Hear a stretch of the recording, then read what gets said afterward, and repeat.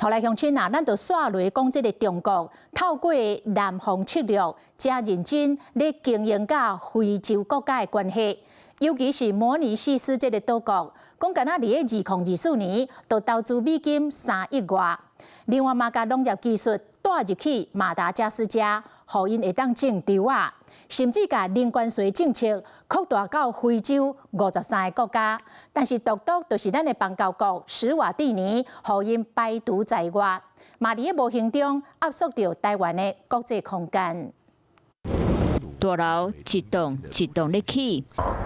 这是非洲的摩里西斯当地机场、高速公路、体育中心，真济重大建设，拢是中国投资打造，是中国南方策略伫咧非洲顶紧的所写。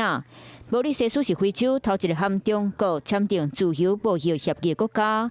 根据中国官方统计，今仔2024年，中国就投资3亿5千多万美金，换算做新台币106亿。不过这边却无新通知就撤掉飞行户口，那摩里西斯。中国甲农业技术输出互马达加斯加有稻花，到2005年，马达加斯加透南累种的稻花面积达到9万公顷，甚至伫咧金票可当看到相关作物。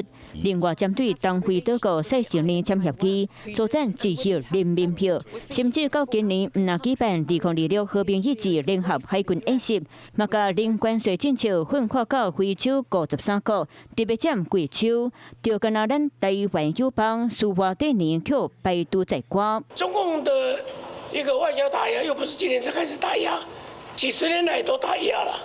那在这个时候，他可以出访，应该事先做过沙盘推演，包括可能有的中共打压。中共过去透过“一带一路”来跟世界各国来建立关系，同时也施压了哈。那未来他也势必会善加运用中国这些压力上面，对许多的国家，特别是财务比较弱势的国家施压。那这也是在打压中华民国的空间。中国靠经济实力，透过“一带一路”对弱势国家吞人情、探人气，无形中大大影响到台湾的国际地位。Hello， 我是林仙怡。想要抢先掌握最及时的新闻资讯吗？赶快订阅、按赞、开启小铃铛，锁定华视新闻 YouTube 频道。